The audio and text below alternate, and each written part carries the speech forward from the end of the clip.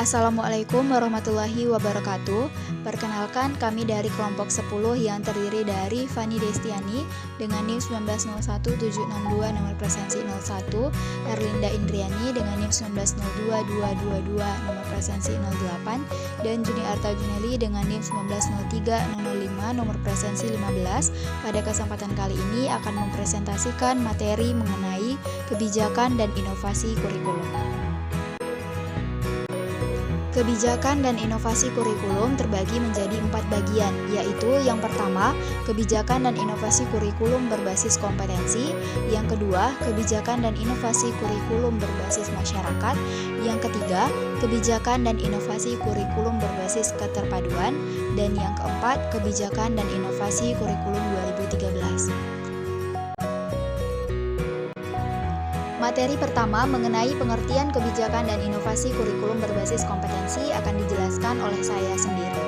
Menurut Depdiknas tahun 2002, kurikulum berbasis kompetensi merupakan seperangkat rencana dan pengaturan tentang kompetensi dan hasil belajar yang harus dicapai siswa, penilaian, kegiatan belajar mengajar, dan pemberdayaan sumber daya pendidikan dan mengembangkan sekolah. Kurikulum berbasis kompetensi adalah konsep kurikulum yang dikembangkan oleh Departemen Pendidikan Nasional Republik Indonesia untuk menggantikan kurikulum 1994. Kurikulum ini dirancang sejak tahun 2000 dan diterapkan pada tahun 2004. Dalam tahap-tahap pengembangannya, kurikulum ini dikenal dengan kurikulum KBK atau kurikulum 2004. Pada kurikulum berbasis kompetensi ini diarahkan untuk mengembangkan pengetahuan, pemahaman, kemampuan, nilai, sikap, dan minat peserta didik agar dapat melakukan sesuatu dalam bentuk kemahiran, ketetapan, dan keberhasilan dengan tanggung jawab. Materi selanjutnya adalah karakteristik kebijakan dan inovasi kurikulum berbasis kompetensi. Depdiknas tahun 2002 mengemukakan karakteristik kurikulum berbasis kompetensi diantaranya sebagai berikut.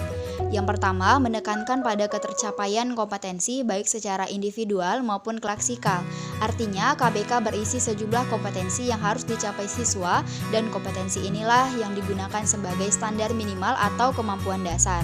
Yang kedua, berorientasi pada hasil belajar dan keberagaman. Artinya, keberhasilan pencapaian kompetensi dasar diukur oleh indikator hasil belajar. Indikator inilah yang dijadikan sebagai acuan kompetensi yang diharapkan. Proses pencapaian tentu saja bergantung pada kemampuan dan kecepatan yang berbeda dari setiap siswa. Yang ketiga, penyampaian dalam pembelajaran menggunakan pendekatan dan metode yang bervariasi sesuai dengan keberagaman siswa. Yang keempat, sumber belajar bukan hanya guru, tetapi sumber belajar lain yang memenuhi unsur edukatif. Artinya, sesuai dengan perkembangan ilmu pengetahuan dan teknologi informasi. Guru berperan sebagai fasilitator untuk mempermudah siswa belajar dari berbagai macam sumber belajar. Yang kelima, penilaian menekankan pada proses dan hasil belajar dalam upaya penguasaan atau pencapaian suatu kompetensi. KBK menempatkan hasil dan proses belajar sebagai dua sisi yang sama pentingnya. Kemudian, kelebihan kurikulum berbasis kompetensi. Yang pertama, mengembangkan kompetensi-kompetensi siswa pada setiap aspek mata pelajaran dan bukan pada penekanan penguasaan konten mata pelajaran itu sendiri. Yang kedua, mengembangkan pembelajaran yang berpusat pada siswa atau student center, yang berarti siswa dapat bergerak aktif secara fisik ketika belajar dengan memanfaatkan indera seoptimal mungkin dan membuat seluruh tubuh serta pikiran terlibat dalam proses belajar. Yang ketiga, guru diberi kewenangan untuk menyusun silabus yang disesuaikan dengan situasi dan kondisi di sekolah atau daerah masing-masing. Yang keempat, bentuk pelaporan hasil belajar yang memaparkan setiap aspek dari suatu mata pelajaran, memudahkan evaluasi dan perbaikan terhadap kekurangan siswa. Yang kelima, penilaian yang menekankan pada proses memungkinkan siswa untuk mengeksplorasi kemampuannya secara optimal dibandingkan dengan penilaian yang terfokus pada konten. Selanjutnya, kekurangan kurikulum berbasis kompetensi. Yang pertama, dalam kurikulum berbasis kompetensi, kurikulum dan hasil belajar indikator sudah disusun, padahal indikator sebaiknya disusun oleh guru, karena guru yang paling mengetahui tentang kondisi siswa dan lingkungannya. Yang kedua, konsep KBK sering mengalami perubahan termasuk pada urutan standar kompetensi dan kompetensi dasar, sehingga menyulitkan guru untuk merancang pembelajaran secara berkelanjutan. Yang ketiga, paradigma guru dalam pembelajaran KBK masih seperti kurikulum-kurikulum sebelumnya yang lebih pada teacher center. Yang keempat, memandang kompetensi sebagai sebuah entitas yang bersifat tunggal, padahal kompetensi merupakan suatu hal yang kompleks. Dan kendala yang paling banyak dihadapi dalam pengimplementasian KBK adalah waktu, biaya, dan tenaga yang cukup banyak. Materi selanjutnya mengenai pengertian kebijakan dan inovasi kurikulum berbasis masyarakat. Menurut Lani, tahun 2010, kurikulum berbasis masyarakat merupakan kurikulum yang menekankan perpaduan antara sekolah dan masyarakat guna mencapai tujuan pengajaran. Karakteristik dari kurikulum berbasis masyarakat adalah berpusat kepada masyarakat jika ditinjau dari segi pembelajaran, baik berorientasi, metode, sumber belajar, dan strategi pengajaran yang berpusat pada kepentingan siswa sebagai bekal hidup di masa mendatang. Tujuan dari kurikulum berbasis masyarakat adalah untuk memperkenalkan siswa terhadap lingkungannya, ikut melestarikan budaya termasuk kerajinan, keterampilan yang nilai ekonominya tinggi di daerah tersebut. Kemudian, kurikulum berbasis masyarakat juga bertujuan untuk membekali siswa kemampuan dan keterampilan yang dapat menjadi bekal hidup mereka di masyarakat seandainya mereka tidak dapat melanjutkan ke jenjang pendidikan yang lebih tinggi. Dan yang terakhir, tujuan dari kurikulum berbasis masyarakat adalah untuk membekali siswa agar bisa hidup mandiri serta dapat membantu orang tua dalam memenuhi kebutuhan hidupnya. Selanjutnya, karakteristik kurikulum berbasis masyarakat. Menurut Suherman, dalam modul yang dikembangkannya mengatakan bahwa model pengajaran yang berpusat pada masyarakat adalah suatu bentuk kurikulum yang memadukan antara sekolah dan masyarakat dengan cara membawa sekolah ke dalam masyarakat atau membawa masyarakat ke dalam sekolah guna mencapai tujuan pembelajaran yang telah ditetapkan. Amalik dalam Suherman merinci karakteristik kurikulum berbasis pada masyarakat yang meliputi karakteristik pembelajaran pada kurikulum berbasis masyarakat. Pertama, pembelajaran berorientasi pada masyarakat, di masyarakat dengan kegiatan belajar bersumber pada buku teks, disiplin kelas berdasarkan tanggung jawab bersama, bukan berdasarkan paksaan atau kebebasan. Ketiga, metode mengajar terutama diperkirakan pada pemecahan masalah untuk memenuhi kebutuhan perorangan dan kebutuhan sosial atau kelompok. 4. Bentuk hubungan atau kerjasama sekolah dan masyarakat adalah mempelajari sumber-sumber masyarakat, menggunakan sumber-sumber tersebut dan memperbaiki masyarakat tersebut. 5. Strategi pembelajaran meliputi karya wisata, manusia, survei masyarakat, bertema kerja lapangan, pengabdian masyarakat, kuliah kerja nyata, proyek perbaikan masyarakat, dan sekolah riset masyarakat. Kemudian karakteristik materi pembelajaran disesuaikan dengan kewilayahan agar tidak meluas dan melebar dan memiliki kriteria. Yang pertama, validitas, telah teruji kebenaran dan keasliannya. Yang kedua, tingkat kepentingan yang benar-benar diperlukan oleh siswa. Ketiga, kebermanfaatannya. Keempat, layak dipelajarinya. 5. Menarik minat. 6. Alokasi waktu. Dan 7. Sarana dan sumber belajar. Dalam arti media atau alat peraga yang berfungsi memberikan kemudahan terjadinya proses pembelajaran. Selanjutnya, kegiatan siswa dan guru.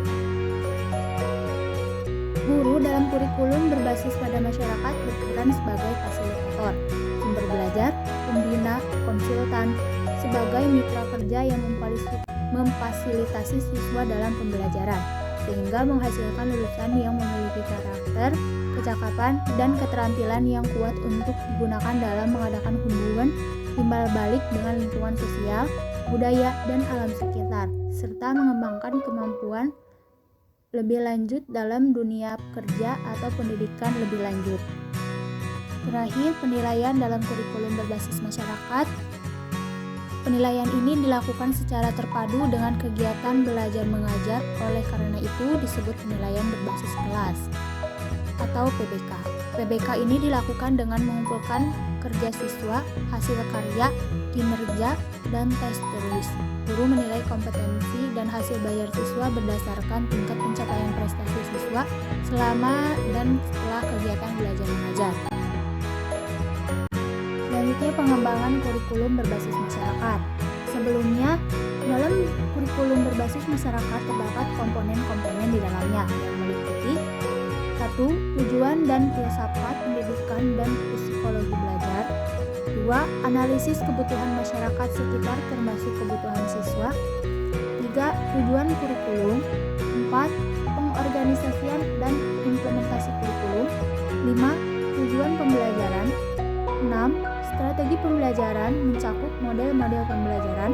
7. Teknik evaluasi. 8. Implementasi strategi pembelajaran. 9. Penilaian dalam pembelajaran. Dan yang 10. Evaluasi program kurikulum. Berorientasi pada komponen-komponen kurikulum berbasis masyarakat tersebut, maka langkah-langkah pengembangannya terdiri dari: langkah pertama, penentuan tujuan pendidikan berdasarkan filsafat dan psikologi pendidikan, juga berdasarkan spesifikasi kebutuhan masyarakat dan kebutuhan siswa. Langkah kedua, analisis kebutuhan masyarakat sekitar, siswa, dan bahan ajar. Ketiga, spesifikasi tujuan kurikulum, baik tujuan umum maupun tujuan khusus. Keempat, pengorganisasian dan implementasi kurikulum dan struktur program. Langkah kelima, spesifikasi tujuan pengajaran termasuk TPU dan TPK.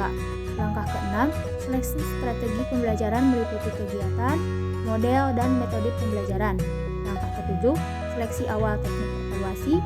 Langkah kedelapan, seleksi final teknik evaluasi. Langkah ini dilakukan setelah langkah kelima. Langkah 9, implementasi strategi pembelajaran secara aktual. Langkah 10, evaluasi pengajaran untuk menilai keberhasilan siswa dan efektivitas pembelajaran dan perbaikan evaluasi. Yang terakhir, langkah ke-11, evaluasi program kurikulum. Pengertian kebijakan dan inovasi kurikulum berbasis keterpaduan. Pendekatan keterpaduan merupakan suatu sistem totalitas yang terdiri dari komponen-komponen yang saling berhubungan dan berinteraksi baik antar komponen dengan komponen maupun antar komponen-komponen dengan keseluruhan dalam rangka mencapai tujuan yang ditentukan sebelumnya. Sehubungan dengan hal tersebut, maka kurikulum secara terpadu merupakan suatu bentuk kurikulum yang meniadakan batas-batas antara berbagai mata pelajaran dan menyajikan bahan pelajaran dalam bentuk unit atau keseluruhan.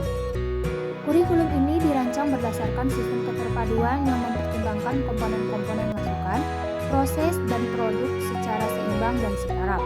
Pada komponen masukan, kurikulum dititikberatkan pada mata pelajaran logis dan sistematis agar siswa menguasai struktur pengetahuan tertentu. Pada komponen proses, kurikulum dititikberatkan pada pembentukan konsep berpikir dan cara belajar yang diarahkan kepada pengembangan peta kognitif. Pada komponen produk, kurikulum dititikberatkan pada pembentukan tingkah laku spesifik. Ketiga komponen tersebut berinteraksi dalam kurikulum secara terpadu, sehingga tujuan kurikulum terpadu untuk mengembangkan kemampuan yang menerapkan gejala tingkah laku berkat pengalaman belajar. Tingkah laku yang diterapkan adalah integrasi atau behavior is together integrate. Terjadi dikarenakan pengalaman-pengalaman dalam situasi tertentu, bukan karena kecenderungan alami atau kematangan kondisi temporer, sehingga perubahan tingkah laku bersifat permanen dan bertalian dengan situasi tertentu. Selanjutnya ada karakteristik kurikulum berbasis keterpaduan. Sebelumnya telah dijelaskan bahwa kurikulum terpadu itu merupakan bentuk kurikulum yang meniadakan batas-batas antara berbagai mata pelajaran dan menyajikan bahan pelajaran dalam bentuk unit atau keseluruhan. Kurikulum berbasis keterpaduan ini memiliki karakteristik atau ciri-ciri. Yang pertama yaitu berdasarkan filsafat pendidikan demokrasi Pancasila, berdasarkan psikologi belajar Gestalt dan field teori. 3. Berdasarkan landasan sosiologis dan sosiokultural. Yang keempat, berdasarkan kebutuhan, minat, dan tingkat perkembangan pertumbuhan peserta didik. 5. Ditunjang oleh semua mata pelajaran atau bidang studi yang ada. 6. Sistem penyampaiannya dengan menggunakan sistem pengajaran unit yakni unit pengalaman dan unit mata pelajaran. Dan yang ke-7, peran guru sama aktifnya dengan peran peserta didik. Bahkan peran siswa lebih menonjol dan guru cenderung berperan sebagai pembimbing atau fasilitator. Baik, komponen-komponen kebijakan dan inovasi kurikulum berbasis keterpaduan. Kurikulum berbasis keterpaduan meliputi berbagai komponen yang saling berkaitan, yaitu subsistem masukan yakni siswa, subsistem proses yakni metode, materi, dan masyarakat, dan yang ketiga subsistem produk yakni lulusan yang dikaitkan komponen evaluasi dan umpan balik. Masing-masing komponen yang saling berkaitan ini saling mempengaruhi satu sama lain dalam rangka untuk mencapai tujuan. Untuk materi yang selanjutnya yaitu kurikulum 2013. Untuk pengertian, dari E. Mulyana tahun 2013 halaman 7 menyebutkan bahwa kurikulum 2013 lebih ditekankan pada pendidikan karakter, terutama pada tingkat dasar yang akan menjadi pondasi bagi tingkat berikutnya. Melalui pengembangan kurikulum 2013 yang berbasis karakter dan kompetensi, kita berharap bangsa ini menjadi bangsa yang bermartabat dan masyarakatnya memiliki nilai tambah dan nilai jual yang bisa ditawarkan kepada orang di dunia. Dengan kata lain, kurikulum 2013 ialah kurikulum yang terpadu sebagai suatu konsep, dapat dikatakan sebagai sebuah sistem atau pendekatan pembelajaran yang melibatkan beberapa disiplin ilmu untuk memberikan pengalaman yang bermakna dan luas kepada peserta didik. Yang selanjutnya yaitu karakteristik kurikulum 2013 berdasarkan salinan lampiran Permendikbud nomor 96 tahun 2013 menyebutkan bahwa A. Mengembangkan keseimbangan antara pengembangan sikap spiritual, sosial, kreatif, dan psikomotor. B. Sekolah menjadi bagian dari masyarakat yang memberikan pengalaman belajar terencana. C. Mengembangkan sikap, pengetahuan, dan keterampilan serta menerapkan dalam berbagai situasi. D. Memberikan waktu yang cukup leluasa untuk mengembangkan sikap, pengetahuan, dan keterampilan. E. Kompetensi dinyatakan dalam bentuk kompetensi inti kelas yang rinci dalam kompetensi dasar setiap mata pelajaran. F. Kompetensi inti kelas menjadi unsur pengorganisasian kompetensi dasar.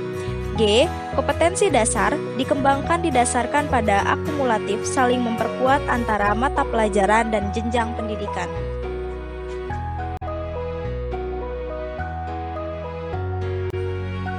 Selanjutnya, kelebihan dari kurikulum 2013. Yang pertama, lebih menekankan kepada pendidikan karakter. Artinya, kurikulum ini lebih memaksimalkan dalam membentuk karakter peserta didik. Menariknya, upaya pembangunan karakter dan budi pekerti luhur ditekankan pada semua program studi yang ada. Jadi, karakter anak bangsa ini semakin meningkat. Yang kedua, memungkinkan siswa lebih aktif, inovatif, dan kreatif. Kurikulum ini didesain secara khusus agar siswa lebih inovatif dalam berbagai hal, khususnya dalam memecahkan masalah saat proses pembelajaran.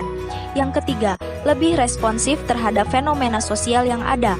Peserta didik akan diajari untuk lebih mandiri dan tanggap dalam berbagai fenomena sosial untuk memupuk kepedulian terhadap nasib dan masa depan bangsa. Yang keempat, proses penilaian dilakukan dari semua aspek. Proses penilaian yang ada dalam kurikulum ini adalah proses penilaian yang komprehensif.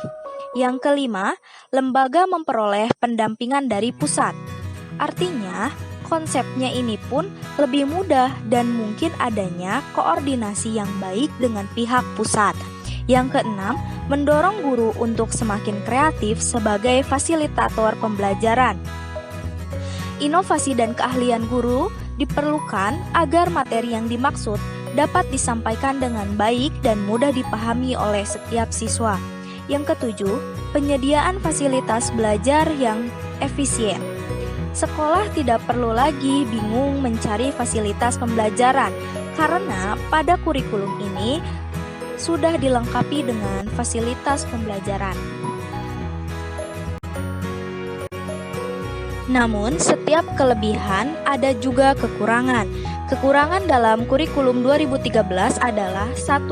Guru tidak dilibatkan dalam pembuatan kurikulum 2013, sementara guru itu yang interaksi langsung akan lebih baik jika kurikulum disusun melibatkan peran guru agar hasilnya lebih maksimal sesuai dengan kondisi lapangan. Yang kedua, banyak sekolah yang masih menerapkan KBM konvensional.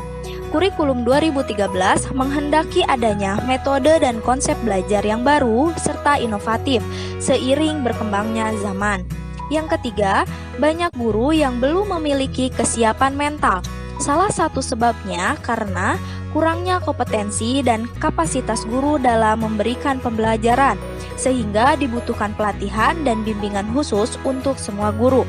Yang keempat, guru banyak salah paham sehingga kurang memberikan penjelasan.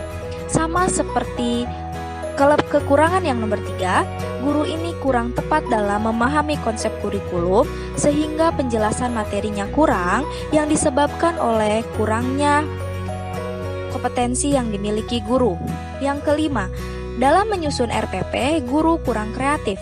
Dalam hal ini, kemampuan dan kualitas guru pun masih sangat kurang, sehingga guru juga kurang kreatif dalam menyusun RPP.